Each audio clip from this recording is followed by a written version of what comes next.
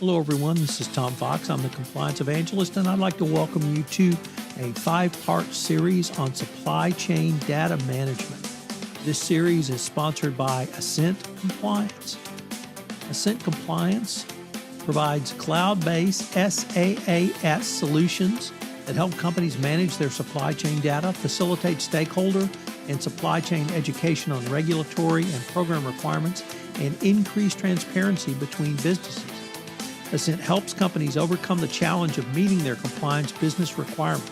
Finally, Ascent streamlines the data exchange process for suppliers, making it easier for them to comply with their customers' data requests. For more information, check out their website, ascentcompliance.com.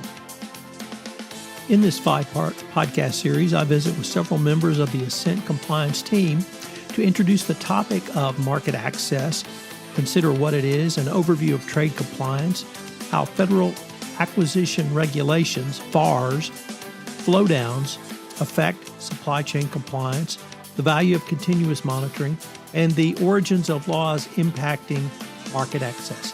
A fascinating exploration of a topic that compliance practitioners need to be aware of. In this first episode, I visit with Travis Miller, the General Counsel of Ascent Compliance.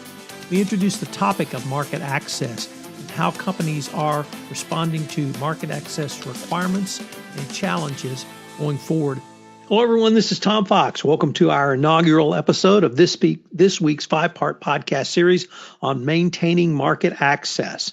Today, I'm privileged to have back with me from prior podcasts, Travis Miller. Travis is the General Counsel for Ascent Compliance, and today we're going to introduce the topic of market access. But first of all, I wanted to welcome you back to the podcast, Travis. Thanks so much, Tom. Always a pleasure. A privilege to have the opportunity. So, Travis, I think a lot of people would believe they have an understanding of what market access means, but they may not understand it in terms of supply chain risk management, or certainly to the folks at Ascent Compliance. So could you give an overview of what market access means to you and Ascent? Sure thing. It's a little bit of a fuzzy word. It covers a whole lot of territory and ground. For us, market access really means the ability to sell a product into a given market. And the way that largely gets defined is how that particular market or that group that's in charge of allowing certain products to enter into the market dictate what the controls are, what the requirements are. And that's defined by law and industry standard. So when we think about market access, we take a very pragmatic approach.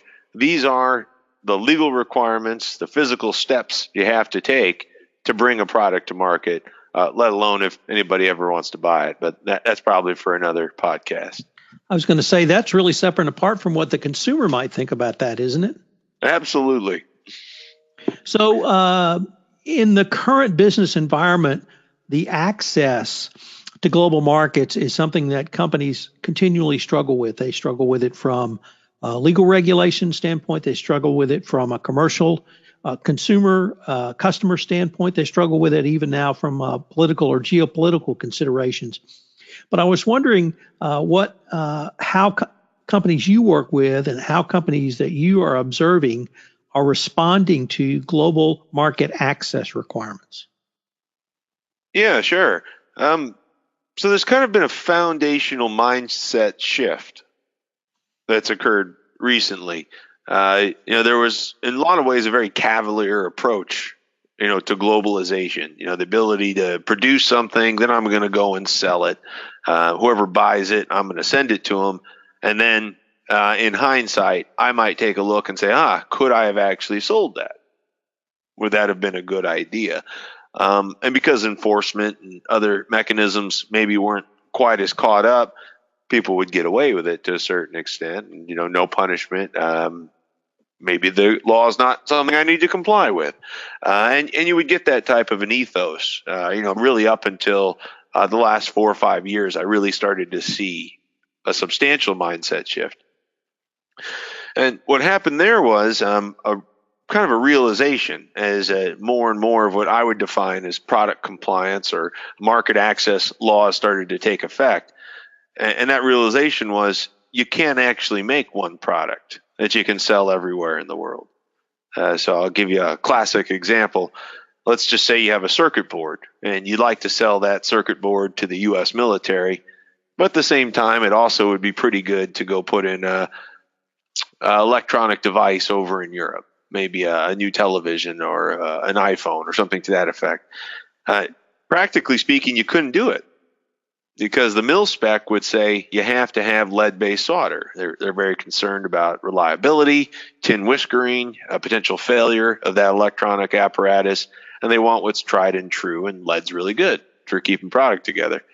That exact same circuit board couldn't go into a product in Europe because the restriction on hazardous substances or the Ross regulation would say, no, you can't use lead-based solder. We're worried about the end-of-life exposure to folks downstream. So you see those types of issues bubbling up all over the place. And now companies, because of recall notices, because of financial penalties, because of customer withdrawals and pressures, are starting to inject in compliance earlier on into the design cycle, and they're having to take into account these things. So I have to say, well, can I actually sell this product here before I say I'm just going to sell it, which in a lot of ways is more reasonable anyway.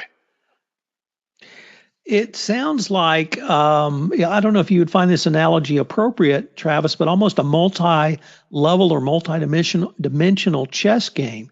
You articulated customer pressures, financial regulations, environmental concerns, and basic legal requirements, along with, you didn't even mention how social media amplifies kind of all of these to really put or rather to more fully complicate not only the risk, but the analysis of the risk. Would that be a fair statement? Absolutely. Your brand can mean completely different things in different markets. So you're spot on. In some locations, your brand can be your very strongest asset. Maybe everybody knows Acme in, say, Germany. But at the same time, if another country all of a sudden isn't that fond of Germany, and you're known as a German-centric brand, for example, you're not going to be very welcome there, and that same brand becomes a liability. And you're the guy that is undergoing the custom scrutiny and the audit and the more physical reviews. Countries and the folks that buy things from you, the consumer, are inherently tribal, and they're going to look for those types of requirements. And the enforcement can be somewhat selective, which is an unfortunate reality that more companies are having to face as they try to move their goods into this kind of global ecosystem. Travis, starting about 2014 or 2015, I began to notice that competitors in certain industries were actually paying a price when one of their co-competitors either was in a very large regulatory/legal problem or a reputational scandal. And here I'm thinking of Takata Steel in Japan, obviously Volkswagen for the German auto brand. We've had entire countries really be tinged or tainted by the action of one of their suppliers. I've advocated that the only response you can make if it is one of your competitors is to have a robust compliance program. Would you see that as an answer or only just a starting point? It's an important element. If not answer, you can't answer the question without having one. That's certainly true.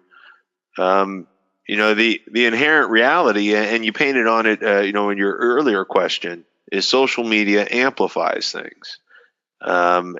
People inherently aren't incredibly detailed focused, at least the vast majority of us.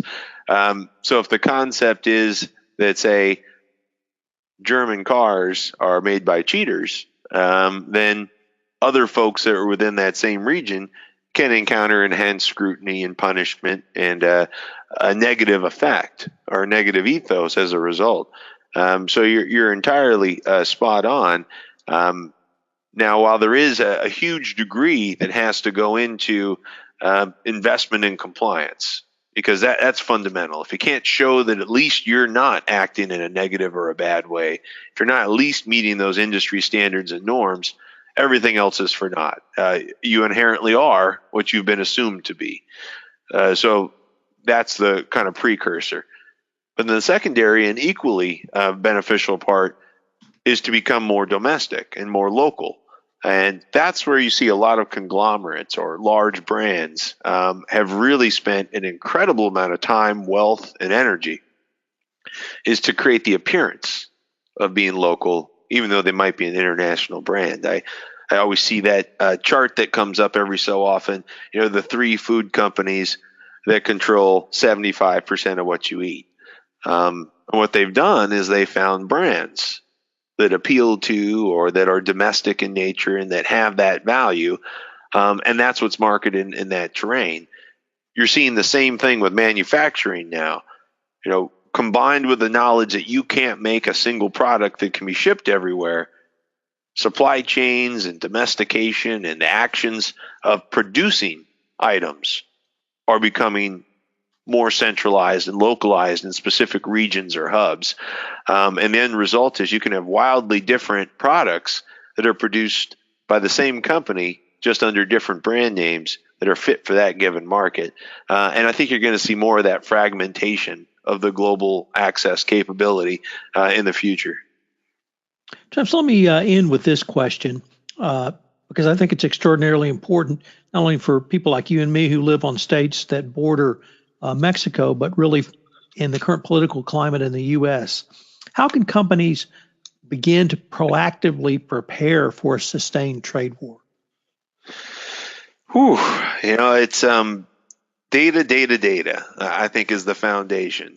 We've lived in a very open era for most of our lives where, U.S. policies, the governing doctrine for the globe was to open and expand markets and gain access to markets and find the best price for the consumer.